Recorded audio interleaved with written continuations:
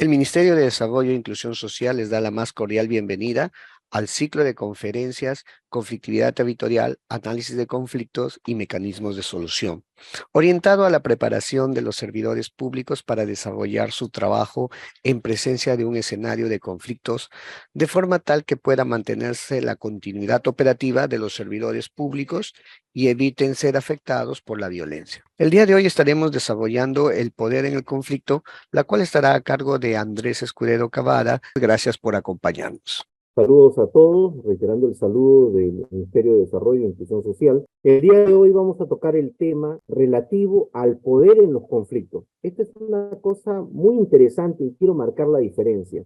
La semana pasada hablamos de los actores del conflicto y esto quiero diferenciarlo porque cuando hablamos de los actores, hablamos de instituciones y personas en la relación que tienen entre ellos mismos. Entonces ustedes recordarán y permítanme mostrarles la presentación de la semana pasada, les mostraba que las instituciones en un conflicto a veces se relacionan de manera jerárquica, ¿no? Federaciones, alcaldes arriba, etcétera. Por ejemplo, hace poco se ha visto un conflicto en la zona de Puerto Copa y Río Negro, que estuvo organizado por comunidades, pero a la cabeza de ese conflicto estaban los dirigentes de los comités de autodefensa, tanto de Río Negro como de Puerto Copa. Entonces, claro, esa organización de comité de autodefensa estaba a la cabeza, también estaban las comunidades de Puerto Copa, Río Negro, pero ustedes se dan cuenta que estaba Río Negro y sin embargo, por ejemplo, ustedes no veían líderes como los líderes Chivicente, otros líderes de Río Negro, no. Veían a los líderes de los comités de autodefensa. Entonces, claro, se nota que esos tenían el poder o la autoridad en ese lugar. Lo segundo que analizamos la semana pasada y dijimos, el líder principal tiene relación con otros líderes, amigos, aliados coyunturales, vecinos, familiares. Esa relación que hay entre ellos se analiza por el mapa sociométrico. El mapa sociométrico es algo que se usa en todas partes, ¿no? Cuando uno quiere saber quién es tu amigo, quién es nuestro enemigo. Puede ser que, por ejemplo, dos líderes estén trabajando juntos y al mismo tiempo sean rivales. Esta semana vamos a ver algo diferente. Vamos a ver el poder en el conflicto. No la relación de los actores, sino cómo se gobierna un conflicto, tanto la institución en conflicto como el conflicto en general. Cuando nosotros miramos el conflicto, vamos a notar que las organizaciones en conflictos tienen una forma de gobierno. Por lo general, las organizaciones, sea un sindicato, una comunidad campesina, un frente de autodefensa u otro, tienen alguna democracia interna. ¿Qué significa una democracia interna? Fundamentalmente dos cosas, que hay una rotación en el poder y que la masa, o sea, los miembros de la organización, tienen voto, tienen voz. Ustedes se van a una comunidad y se van a dar cuenta de que cuando se reúne la comunidad hay que escuchar a todos. Hay dirigentes de repente por sectores, por áreas, por barrios, por lo que fuera, pero lo escuchan a todos, ¿no? Usted, por ejemplo, va, como me tocó el año pasado, y sus representantes comunitarios y los que pertenecen al municipio, todos participan de una asamblea. Hay una democracia interna, hay rotación, los dirigentes cambian y claro, hay discusión de los temas. Pero hace algunos años, un amigo mío, José Carlos Vilcapoma, presidente del Fondo Editorial de la Agraria y el primer viceministro de Interculturalidad, me notició algo interesante. Me dijo, mira Andrés, hay organizaciones que se han acostumbrado a recibir dinero y al hacerlo, a veces, una casta se apodera de la dirigencia y ella no quiere cambiarse. Ya es el mismo dirigente, su compadre, su primo, su tía, su abuelita, pero nadie más. Ese proceso es muy peligroso, se llama un proceso de mercantilización. Se acostumbran a que hay plata y bueno, los buses los alquilo, los hospedajes los alquila mi compadre y bueno, tenemos que seguir siendo dirigentes, pues no nos van a quitarle espacio. Esa forma de manejo bastante acomodaticia da lugar a veces a que se desinforme a la comunidad para poder seguir manejando los recursos. Hay muchos casos en los cuales empresas mineras o instituciones públicas se han encontrado con un lugar donde no se puede entrar, no se puede hablar con la población. Y claro, cuando investigas, te das cuenta que los dirigentes usufructúan los beneficios. Se le da algo a la comunidad y el dirigente taja para él. Esa es una forma de gobernar, pero es una forma de gobernar bastante turbia. Si bien se ha dado en conflictos territoriales en comunidades campesinas, también se da en el tráfico de tierras. Cuando ustedes van a asentamientos humanos de diferentes zonas del país, hay algunos que son cooperativas auténticas de gran participación ciudadana, pero en otros no. Hay un traficante de tierra que maneja las cosas y él nomás define. Eso es una organización mercantilizada, donde lo que se mueve es la plata. Y la otra es la colonización. La colonización es un proceso del cual yo he venido describiendo hace varios años en los escritos que he hecho en LinkedIn, en otras redes sociales y también en algunas revistas seriadas.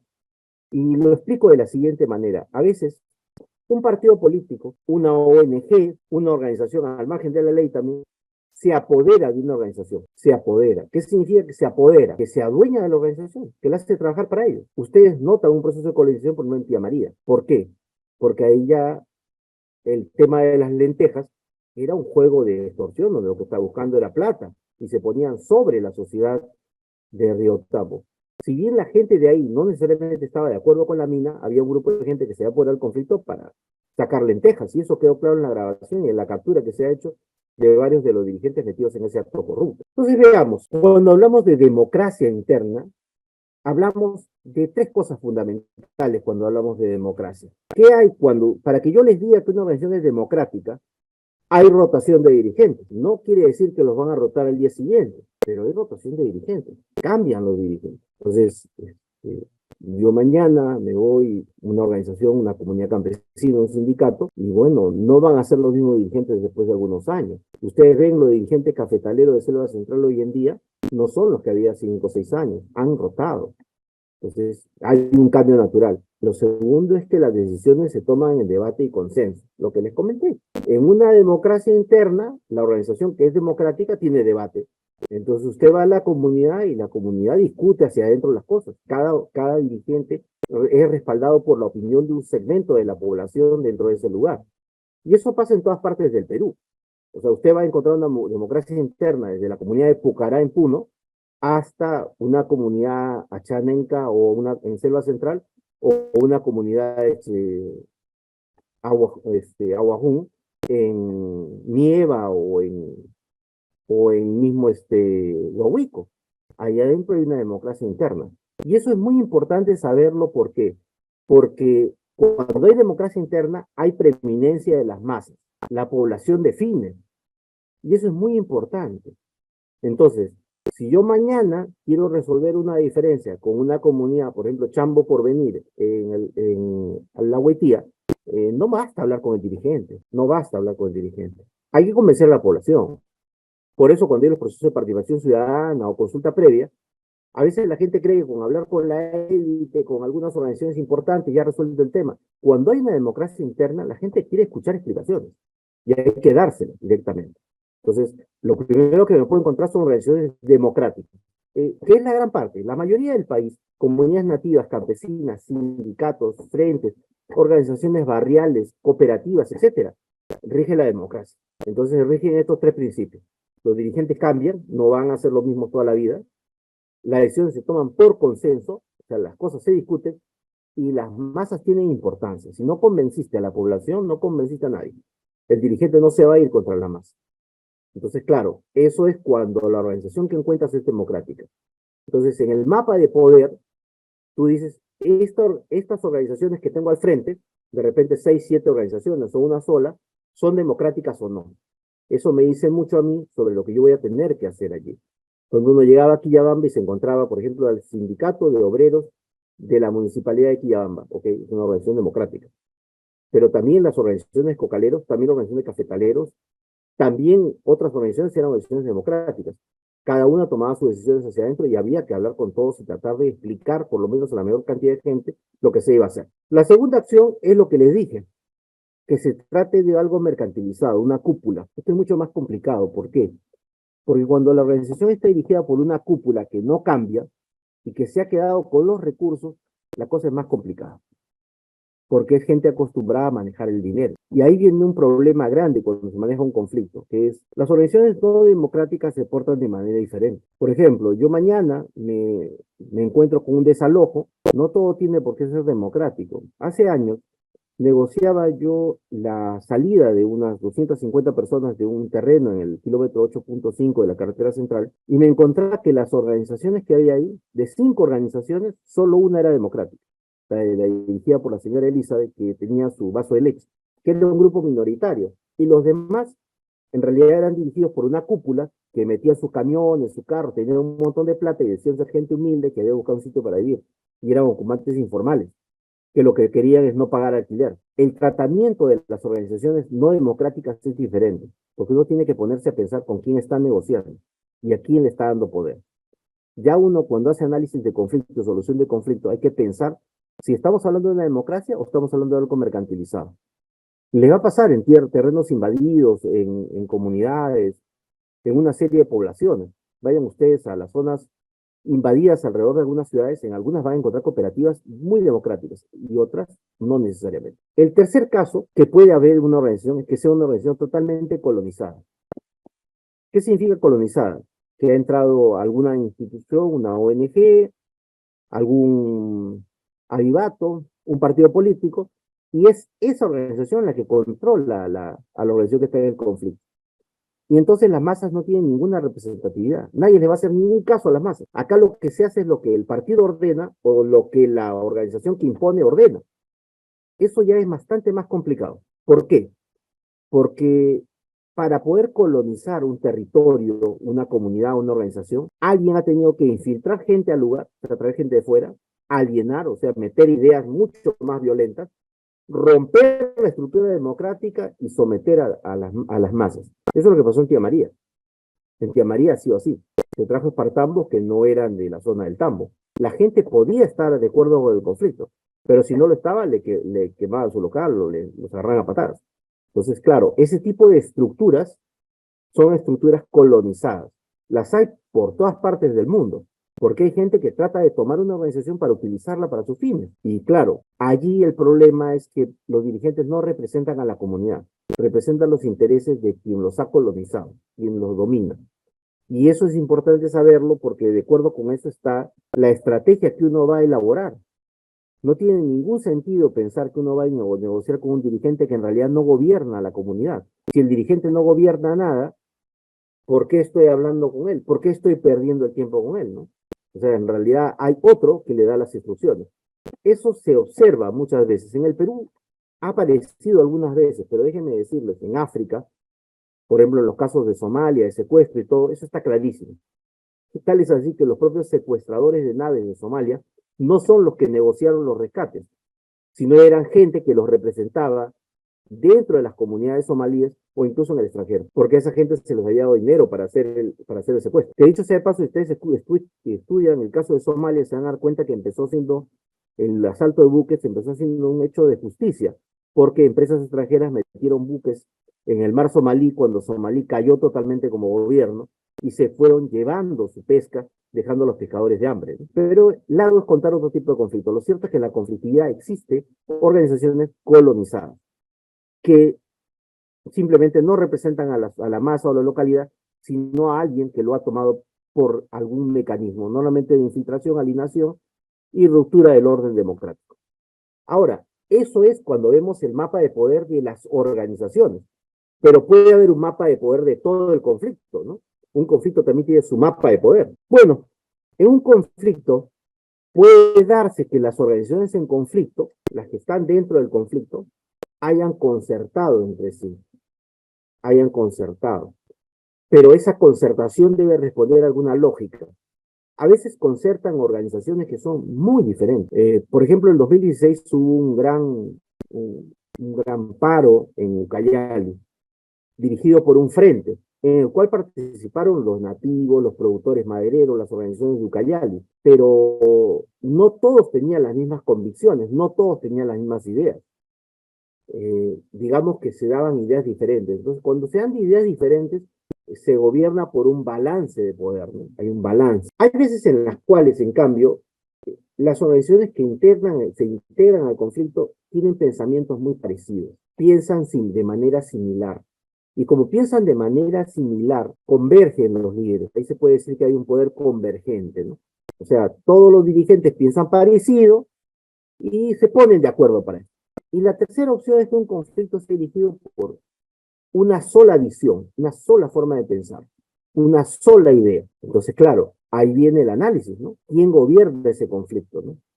Si ustedes, por ejemplo, vamos a pensar, por ejemplo, en el caso de Cusco, cuando ven Quillabamba, en los conflictos en Quillabamba, normalmente ven varias organizaciones agrarias, sindicales, gremiales. Cuando uno ve los paros en Chumbivilca. En Chumbivilca existe una gran convergencia de ideas. Los dirigentes tienden a pensar muy parecido. Entonces, en las protestas en el corredor minero existe mucho parecido. Pero rara vez en el Perú se da una protesta en la cual hay una sola cabeza y hay un poder único. Pero vamos a analizarlo. Vean ustedes, cuando existe un balance de poder, los grupos se sopesan en su apoyo por la masa, de acuerdo con la fuerza que tienen, y van ganando poder o perdiéndolo de acuerdo con el balance que se da. Ahí me puedo encontrar yo diferentes tendencias, diferentes grupos. Entonces, cuando ustedes ven algunas protestas, notan que los grupos que se encuentran en la protesta balancean su poder, ¿no? Balancean su poder. Hace poco, por ejemplo, ha habido un paro de transportistas. Si ustedes lo analizan, ese paro de transportistas, tenía preeminencia a los transportistas de carga pesada. Ese paro tenía una preeminencia de transportistas de carga pesada. Pero, ¿qué pasaría si mañana más tarde los transportistas, en un grupo más amplio, donde hubiera taxistas, colectiveros, mototaxistas, que son grupos más dispersos pero más grandes, se quisieran poner de acuerdo para hacer una protesta en el país? Los taxistas tendrían que ponerse de acuerdo con los mototaxistas, con los colectiveros, con los microbuseros. Para que ese conflicto funcione tendría que haber un balance de poder. Si no, este conflicto no funcionaría, sería imposible. O sea, ¿cómo lo sacarías adelante? Entonces, claro, muchos conflictos en su nacimiento requieren un balance de poder.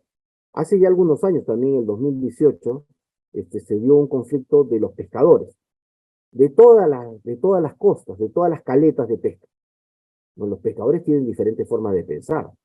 Entonces, para que ese conflicto funcionara, tuvieron que lograr un balance en el poder, ¿no? Tuvieron que ponerse de acuerdo.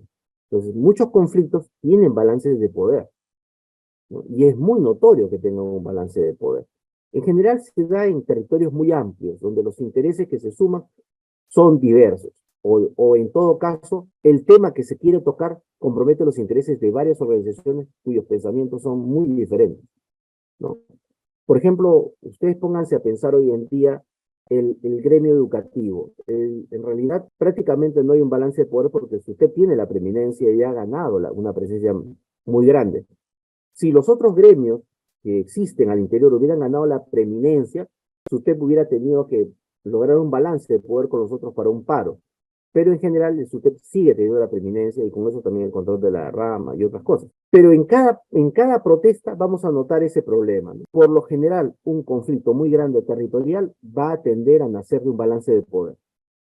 Y ese balance de poder tiene dos lecturas: la lectura del que lo organiza, que ha tenido que ponerse de acuerdo con todos, y la lectura del que negocia con ellos. ¿Por qué? Porque cuando tú negocias con una organización que tiene un balance de poder, hay que respetar a las diferentes organizaciones que conforman esa balanza. Al sacar a una que sea muy representativa, me voy a meter en un problema. Y eso es algo que sucede a veces. Por ejemplo, en el conflicto de Tía María, no de Tía María, en el conflicto de Pichanaki, el año 2015, en lugar de negociar con los cafetaleros o la etnia arawak, que son los mayoritarios, inicialmente la PCM negoció con el grupo más radical, que era un grupo muy pequeño, muy violento, pues muy pequeño. Cuando los miembros de agricultura entramos a liderar el conflicto, ¿qué hicimos? Abrimos la mesa y llamamos a los dos grupos más grandes.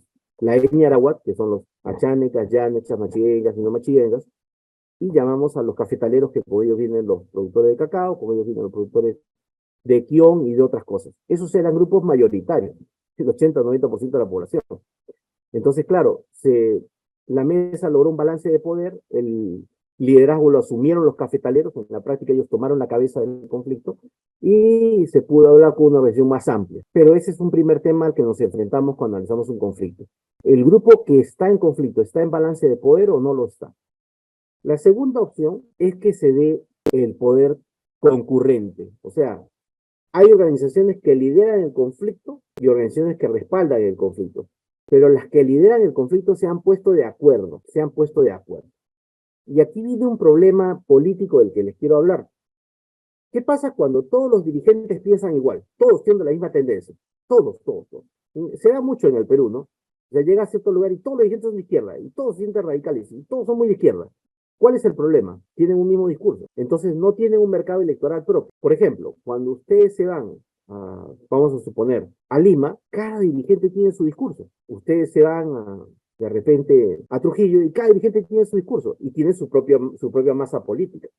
Cada quien tiene su gente, todos tienen su gente, pero en lugares donde todos sean de la misma tendencia, son partidos políticos distintos, pero todos tienen el mismo discurso, todos plantean lo mismo, todos van a lo mismo, todos tienen las mismas ideas. Y eso es un problema, porque si bien pueden converger en un mismo conflicto, en la práctica son competidores electorales. Entonces, ¿cómo me llevo yo la tajada? Recuerden que en un conflicto grande hay efecto político. Yo me veo en un conflicto grande y yo quiero ser pues dirigente, ¿no? Yo quiero ser alcalde, quiero ser autoridad, estoy en campaña y no se la voy a regalar al otro. Entonces se ve la competencia entre los líderes. Ahí viene un gran problema. Es cierto que existen diferencias ya cuando uno lo analiza filosóficamente, ¿no? Por ejemplo, uno ve a Gregorio Santos en Cajamarca y uno sabe muy bien que había otras corrientes diferentes a la de Gregorio, pero como todos eran corrientes de izquierda, tenían que converger y ponerse de acuerdo. Y al mismo tiempo que los dirigentes colaboraban, entre ellos mismos también se derrochaban. ¿Por qué? Porque todos quieren llegar, todos quieren ser gobernador, todos quieren ser alcalde. Entonces, ese tipo de conflictos que son nacidos de la convergencia, de un poder convergente, son interesantes porque existe un solo pensamiento, pero son frágiles porque existe celo entre los líderes. ¿Y cómo se da ese celo? Mira, si tú concertas con él, conmigo, a mí no me llames. Eso es algo muy común. Ya no quiero mencionar nombres, pero muchas veces a mí no me ha pasado. Llamas a un dirigente para hablar y otro dice, yo no hablo con usted, porque usted ha hablado con el otro. Nosotros somos los que lideramos aquí, no él. Y claro, como todos tienen el mismo discurso, tienen que demostrar pues que ellos son los que mandan. En esos procesos de poder convergente, es importante tratar de mantener el poder. La idea no es partir a la gente en un conflicto, porque después no tienes con quién conversar. Todo el mundo se te escapa por los costados. Por ejemplo, en el conflicto famoso de Chalobohuacho, me acuerdo ahí el 2015, 2016, teníamos dos dirigentes claros, ¿no? O sea, ustedes se acordarán, Juan Pablo Conilla, un dirigente de las 40 comunidades, que de paso se casó unos años después de, nunca pude ir a su matrimonio cuando me invitó, pero bueno, un tipo simpaticísimo. Ese era Juan Pablo Conilla, pero del otro lado, Antonio Chipana y el municipio era otro grupo. Los dos tenían los mismos discursos ideológicos, pero tenían una ventaja, sí tenían grupos bien separados. El uno era las comunidades y otro las organizaciones urbanas de Chaguán. Aquí se daba un poder convergente, pero ellos dos tenían espacios propios bien claros. Eso es muy interesante en el espacio rural, pero no siempre se da así, no siempre se da así. Entonces, cuando ustedes, por ejemplo, ven en los conflictos en el oleoducto norperuano, claro, tiene importancia porque fue el primer dirigente que apareció en Cuatro Cuentos, el Apo Aurelio Chino, ¿no? Que es un quechua del Pastaza, pero con parecido discurso, un poquito más radical, Fachín ha ido cerrando negociaciones y él logra más acuerdos con él, porque tienen tal vez más simpatía de la PCM que el otro. Pero esas competencias se dan y son un problema. Esa es una posibilidad de un conflicto, que te termines encontrando con un poder convergente, organizaciones que responden a discursos parecidos con dirigentes que están en realidad en competencia. Y es un espacio frágil, pero ese es un mapa de poder. Cuando hablamos de mapa de poder, lo que queremos saber es cómo es que está distribuido el poder entre las organizaciones con las que estamos hablando, cómo así se han puesto de acuerdo, cómo quieren gobernar el conflicto. La otra opción es que tengamos un líder absoluto, ¿no? O sea, un liderazgo absoluto. Hay una sola organización que gobierna el conflicto y nadie más. A veces parece que es así, no siempre es así. O sea, es innegable que hay lugares donde eso aparece así. Hay que verificarlo muchas veces, hay que indagarlo, porque a veces ha parecido que es así y no es cierto. Pero es innegable que puede pasar que una sola organización lidere y que un solo líder esté gobernando o un solo grupo esté gobernando, puede pasar. Digamos que es una apuesta arriesgada, ¿no? Es una apuesta arriesgada. Más de una vez hay organizaciones en el Perú que han querido sacar adelante un conflicto ellos solos, ellos a la cabeza, y en realidad por no concertar se les ha caído el conflicto, ¿no? ¿No? Hay organizaciones que permanentemente organizan conflictos, ¿no? Por ejemplo, el FARTAC, que siempre organiza conflictos en el Cusco, pero cuando no lo hace concertando con otros, su fuerza no es la misma. Cuando concerta es diferente. Sin embargo, sí hay casos en los cuales hay gente que ha liderado un conflicto solo y ha tenido relativa fuerza, ¿no? Una organización que ha tenido relativa fuerza. Hay casos así, pero estos casos son muchísimo más frágiles si es que no tienen el dominio del territorio, ¿no? Por ejemplo, en el caso del conflicto con Minera Río Blanco, en la sierra de Piura, es innegable que ahí hay una sola fuerza monolítica. Hace muy difícil la negociación, pero es un grupo muy cerrado el que lidera el conflicto. Difícil para negociar, y por eso es que ese proyecto simplemente no ha salido, ¿no? ¿Ya? No es lo mismo que pasa en otras zonas. A mí me dicen Cajamarca y todo. No, en Cajamarca hay diferentes líderes. El problema no es que haya un líder que gobierna el conflicto, porque eso no existe en Cajamarca. Lo que hay es descontento. Descontento por todos lados, causado por una serie de errores cometidos por la minería durante muchísimos años. Y por eso la población a veces respalda el conflicto o lo permite. Aun cuando el respaldo real de los conflictos en Cajamarca está en la zona rural de Cajamarca, más que en la ciudad. Pero la idea de una sola organización que lidera el conflicto existe. Ahora, si nosotros nos vamos de acá del Perú y nos vamos por el mundo, sí es cierto que hay conflictos que fueron liderados por una sola organización y que dieron lugar a una serie de hechos, ¿no? Por ejemplo, si ustedes analizan el caso de Libia, en realidad son dos organizaciones que se pelearon en el conflicto. Y Libia está partido en dos. Como ustedes saben, en la práctica hay dos Libias. Una, entiendo, vinculada a Egipto y otra vinculada a otro país, pero ambas dos organizaciones, cada una por su lado, lideró una parte del conflicto. Igual, por ejemplo, en el caso de China, ya cuando hablamos de conflictos mayúsculos, en la guerra civil china hubieron dos organizaciones importantes, ¿no? El Partido Comunista Chino, que fue una organización muy fuerte, que fue la que realmente sacó adelante la solución china, y el otro, el Kuomintang, el partido que después tuvo que irse al exilio. Pero siempre hay la posibilidad que haya uno solo a la cabeza de un conflicto. Recordemos, cuando hablamos de conflicto hablamos de muchas cosas, no solamente de un paro, una protesta, podemos hablar también de un conflicto armado. Pero normalmente eso no sucede, ¿no? Es muy raro. Por lo general están concertando. Hay muy pocas organizaciones y muy pocos espacios donde se pueda dar un conflicto manejado por una sola organización, ¿no? A veces es simplemente falta de conocimiento del lugar que lleva a pensar que eso es así. Incluso cuando ustedes han visto los conflictos en Madre de Dios y en otras zonas de los productores mineros, no es necesariamente una organización, son varias y concertan. Entonces, yo estoy tratando de hacer memoria por conflictos manejados por una sola organización, y aun cuando lo parecían, por lo general no lo eran, porque eso no es muy fácil. Entonces, repasando lo que les comentaba, le decía, en, en los mapas de poder, ¿qué es lo que queremos saber? Queremos saber las cosas. ¿Cómo está gobernada la organización que vemos y cómo está gobernado el conflicto que vemos? Las organizaciones que vemos, por lo general, están gobernadas por una democracia donde las masas tienen preeminencia, pero puede estar mercantilizada, o sea, acostumbrada a manejar una cúpula que domina todo, o colonizada, es decir, tomada por un tercero que lo domina. Luego, cuando nosotros hablamos del mapa del poder del conflicto en general, un conflicto puede nacer de un balance de poder, diferentes organizaciones que se han puesto de acuerdo para compartir el poder al liderazgo de un conflicto. Eso pasa en esos frentes patrióticos, los frentes de defensa, los gremios más grandes, son concertaciones, ¿no? Son, ya hace muchos años había un paro en la administración pública importante, pero cuando la había la CITE, obviamente se ponían de acuerdo pues entre los diferentes sindicatos del Estado para hacer estas cosas. La otra es que sea un poder convergente. Todos piensan parecido, pero son dirigentes distintos que están compitiendo. Se han puesto de acuerdo, son afines ideológicamente, pero no necesariamente son amigos los líderes. Entonces se da una competencia por el poder al interior del conflicto. Y la tercera es que sea un poder único. O sea, alguien, un grupo muy pequeño, ha tomado el liderazgo del conflicto y lo está manejando. Y lo hace con una sola visión ideológica, lo cual lo hace mucho más difícil de manejar, porque en realidad allí lo que va a primar es la visión de ese grupo sobre cualquier otra visión. Por lo general, un conflicto, cuando se trata de resolver, se resuelve como si fuera una madeja de lana enredada, ¿no? Se van jalando las pititas, y mientras más se abre el espacio y se abre el espacio de oportunidades y la creatividad de la visión, se hace más fácil. Pero a veces, cuando hay un poder único, existe un objetivo único, una visión única, una solución única, y eso lo hace mucho más difícil. Por favor, pasemos a las preguntas. ¿Puede haber un conflicto con el mapa de poder sea mixto? Sí, claro, por supuesto que puede ser mixto.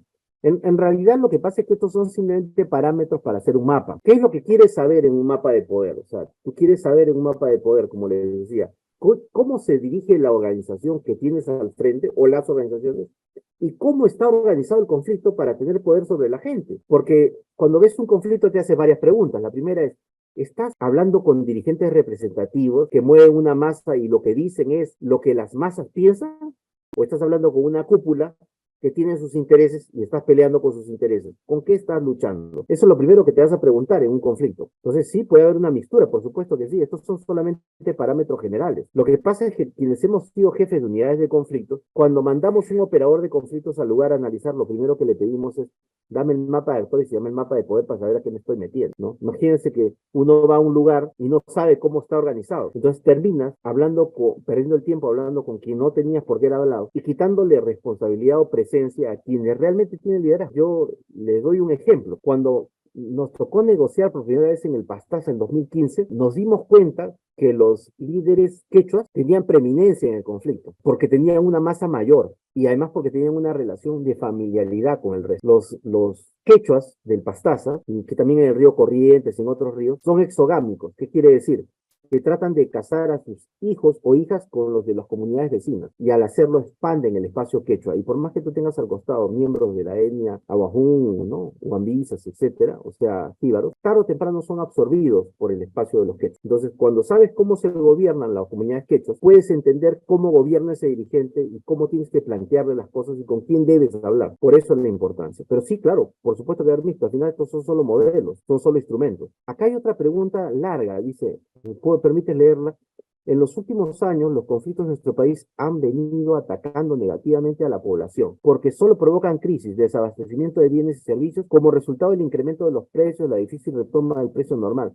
Sin embargo, la Defensoría del Pueblo no cumple con sus facultades de defensa y supervisión de prevenir e intermediar a fin de evitar situaciones que puedan amenazar o violar los derechos fundamentales, afectar la gobernabilidad local y regional o nacional, abrir el camino a procesos de diálogo. Es este escenario a quien debe recurrir y quién fiscaliza esta institución. La verdad es que la conflictividad ya existe en el mundo hace mucho tiempo y los conflictos que hacemos acá son copia de lo que pasa en África o en el Asia.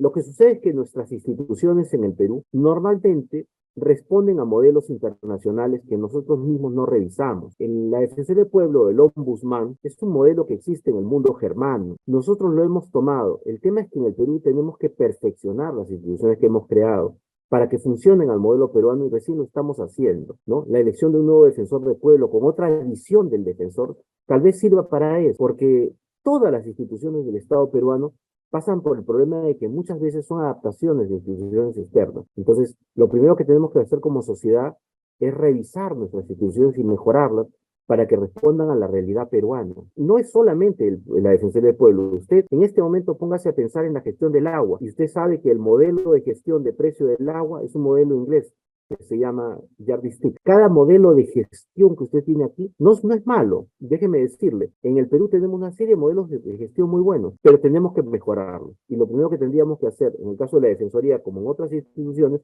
es razonar cómo mejorarlo, cómo podemos hacer que funcione mejor. Y por otra parte, los que manejan conflictos en el Estado necesitan una visión más política del conflicto, más conocimiento sobre política, porque los conflictos que estamos viendo ahora no son conflictos sociales. El conflicto social es una pelea entre vecinos, una pelea entre pobladores porque queremos mover acá una barda o no poner una cerca, o que no haya una puerta de entrada, o que no nos gusta que haya una fiesta en el piso tal. Eso es un conflicto social, pero cuando decimos, yo quiero que la autoridad cambie su posición, cambie su decisión, quiero corregir al Estado y quiero hacerlo por la fuerza, movilizando a las masas, es un acto político. Y como acto político puede estar bien, pero tiene que analizarse políticamente, y ese es el problema. Y la Defensoría, por ahora, no les da el carácter político que debe darle a los conflictos, no los toma con la seriedad. Ahora, acá hay otra pregunta de Paul Celis, dice, referente a los líderes con quienes tenemos que trabajar, ¿en qué caso de que solo exista un líder y sea conflictivo, cómo hacemos para sobrellevar de buen camino una negociación, ya que nadie quiere hacerse cargo? Ah, qué interesante. Para empezar, debemos quitarnos de la cabeza el mito de la negociación. ¿Todo conflicto se tiene que negociar? No necesariamente. Tiene que tomar en cuenta algo. El manejo de conflicto es algo mucho más grande que lo que se ve. Fíjese usted, yo recuerdo el conflicto de Pichanaki. Se daba el mismo proceso. El dirigente que estuvo en Pichanaki, con el que habló la PCM, con el que tuvo acercamiento Guaro, era un dirigente muy radical dentro de Pichanaki, de posición muy fuerte, pero que no era representativo de toda la población de Selva Central, sino de un grupo más o menos pequeño y muy radical. Entonces movilizó masas en la ciudad de Pichanaki. Cuando nos dimos cuenta de ese problema y se le encargó a Agricultura entrar, ¿qué hicimos? Llamamos a las organizaciones más representativas. En la selva central los más representativos son los agricultores y los nativos. Los agricultores y los nativos son grupos bien grandes. No estamos hablando de 500 o 1000 personas, estamos hablando de decenas de miles o cientos de miles de personas, que además tienen negocios y tienen una vida de la agricultura. Entonces, cuando esas organizaciones las invitamos a participar, junto con los dirigentes que habían organizado el conflicto en el INIA de Pichanaki, el grupo más radical no quería participar porque sabía que su representatividad era mínima frente a decenas de miles de miembros de la etnia arawak y decenas de miles de cafetaleros, productores de quión, de cacao. Entonces, claro, por eso es que aquí estamos en un curso de conflicto territorial. Yo personalmente no creo que en el Perú los líderes radicales tengan dominio de todo el territorio. Lo pueden tener por un tiempo, pero en general la organización es muy grandes y muy fuerte, que al final pesa. Si usted tiene un líder muy conflictivo al frente con el que no puede negociar, abra la mesa, llame a otros dirigentes, llame a líderes representativos, llame a organizaciones fuertes de la comunidad. Es raro que en el Perú no haya instituciones fuertes. Lo hay en todas partes. Y muchas de esas organizaciones tienen la fuerza suficiente para dominar un conflicto, para tomar decisiones. Entonces, nosotros en el caso de Pichanaki no funcionó. La etnia arawak, que son las 5 comunidades que conforman los arawak, y los cafetaleros tomaron la gestión. Y con ellos se negoció. Se negoció una serie de cosas, una serie de beneficios, que sobre todo fueron agrarios, pero también otros beneficios relacionados con otros sectores.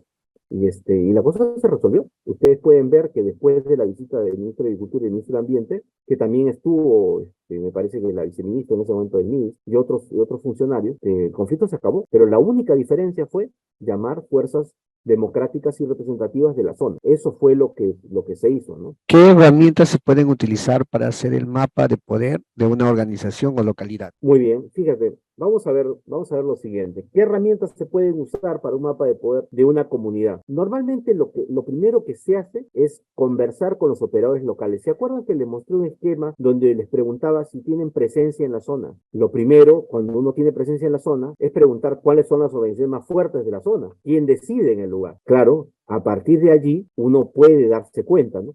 Por ejemplo, acá alguien ha preguntado si se puede hacer un mapa real. Eso me parece muy, muy interesante. Les voy a mostrar por qué. Vamos a probar un mapa real. ¿Quiere la persona que está viendo eso? Podemos hacer un ejercicio con alguien. Me dicen el conflicto y les ayudo a hacer el mapa. Pero si no, vamos a hacer un mapa sobre la pantalla. Pensemos que queremos hacer un mapa real de actores. No un mapa real de actores, un mapa real de balance de poder. Vamos a tomar un conflicto real.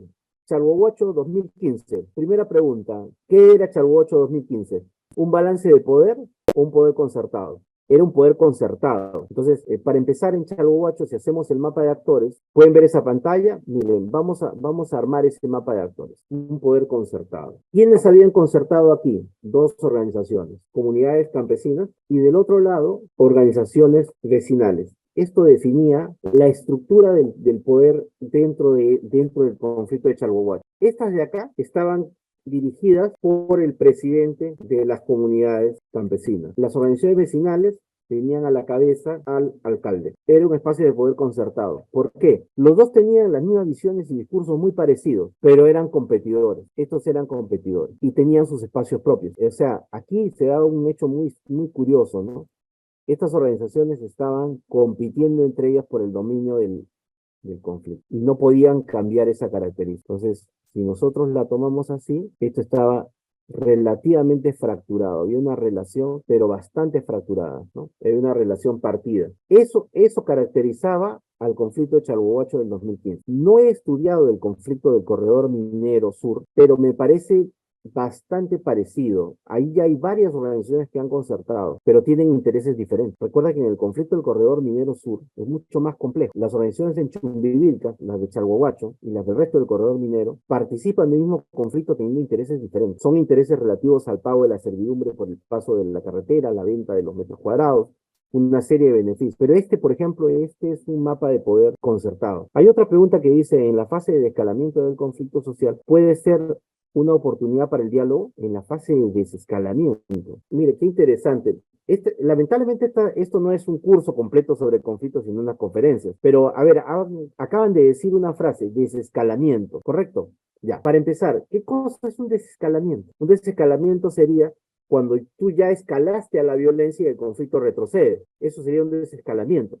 Lo que pasa es que existen muchísimos desescalamientos. Miren, hace unos años, me parece, fue atacada la fiscalía y la comisaría en un poblado en Ancash, en el Callejón de Huaylas. Ya no hay ningún conflicto ahí, pero quemaron los expedientes. Ya desescaló, pero ahí no hay nada que negociar. Ahí simplemente se cometió un delito, ¿no? Depende del conflicto del que estemos hablando. Lo que pasa es lo siguiente: las fases que sigue un conflicto no pueden ser un referente para lo que queremos hacer como funcionarios o servidores públicos. Vean ustedes, por ejemplo, cuando se produjo el conflicto en la zona de intervención de Antamina, en Guari, se plantearon muchos temas para hacer, pero hubo un tema que fue muy interesante: el plantear un bosque de 4.000 o 5.000 hectáreas. Para el sector de agricultura para el que yo trabajaba, disponer de bosques en las partes superiores de las riberas era muy importante. ¿Por qué? Porque permite algo que se llama la regulación hídrica forestal y está en la política agraria. Entonces, cuando los pobladores mostraron su voluntad de que eso se hiciera y la minera ofreció fondos para apoyar eso, Agricultura se lanzó directamente porque dijo, pero eso es perfecto, eso es una oportunidad, no importa si está escalada, desescalada, lo que sea. Hacer un macizo forestal en cabecera de cuenca, porque a 5.000 metros no se puede hacer un macizo forestal, lamentablemente no hay nada que hacer, ahí eso es otra cosa, pero en terrenos entre los 3.000 y los 3.700 metros se puede lograr muchas cosas colocando bosques, desde reducir la erosión laminar hasta incrementar la cantidad de agua disponible en los ríos. Entonces, la idea nos pareció genial y la oportunidad no la desperdició el sector de agricultura. El sector de agricultura dijo, sí, al toque. Nosotros mismos somos. Todos los sectores del Estado, cuando negociamos, tenemos la oportunidad de incluir algo que está en nuestra política. Entonces, a ti te piden 10 cosas y te preguntas, ya, pero ¿hay alguna que esté en mi política que sea un tema vital? Y eso es lo que aprovechas. No el momento de escalada o desescalada, sino la voluntad de la población por hacer algo. Entonces, cuando la población pide algo que corresponde a tus servicios, bien sea agua potable, bien sea titulación, bien sea bosques, bien sea servicios eléctricos u otros, se da la oportunidad que tú puedas hacer alguna mejora en la aplicación de tu política sectorial y que tengas el apoyo de la población. Y en el caso forestal, ¿por qué era tan importante? Porque el problema de lo forestal es que las tierras a reforestar no le pertenecen al Estado, le pertenecen a las comunidades campesinas y a los pobladores. Entonces, si ellos son los que te lo piden, resuelves un gran problema, porque por decreto no puedes andar reforestando, porque esa tierra no es del Estado. Si alguien te dice, no, reforesta mi tierra, qué bestial, ¿no? Es lo mismo, por ejemplo, que en otros proyectos en que haya habido conflictos, cuando la gente llegó a la conciencia en Puno de la importancia de las variedades dormantes de alfalfa. Cáritas hizo un gran trabajo y el Ministerio de Agricultura lo respaldó, porque se dio cuenta que eso iba con la política agraria. Era bastante bueno que se desarrollara el modelo estabulado, que las alfalfas se recogieran por corte, que se pudiera lograr una alfalfa dormante que le diera alimento a los animales los 12 meses del año. Entonces, en un conflicto, por lo general, lo inteligente, en cualquier fase del conflicto donde la voluntad expresa de la población coincida con una política del Estado, es perfectamente viable que uno como funcionario público diga, esa es la oportunidad que quiero, eso es lo que yo quiero aprovechar. Ojalá, pues, en los conflictos hubiera, por ejemplo, esa voluntad de vencer a la anemia, ¿no? Caray, que afecta a tantos sitios y otras cosas. Cuando hay esa voluntad, cuando hay ese deseo, cuando hay esa gana, cuando ese es un acuerdo, pues es perfectamente aprovechable por una entidad pública, que ahí logra un aliado, ¿no? Logra un amigo, un colaborador. Pero eso es lo que hay, ¿no? Eso es lo que se puede hacer. Andrés, tus palabras para ir cerrando la conferencia del día de hoy. Muchas gracias al equipo del Ministerio de Desarrollo e Inclusión Social, a los presentes aquí. Es un gusto tenerlos a todos ustedes acá, que les agradezco su presencia, sobre todo reciban ustedes saludos del Ministerio de Desarrollo e Inclusión Social y su agradecimiento por participar en la conferencia del día de hoy. Muchas gracias y un fuerte abrazo. Hasta luego. Ministerio de Desarrollo e Inclusión Social. Ponle punche y ganamos todos, Perú. Gobierno del Perú.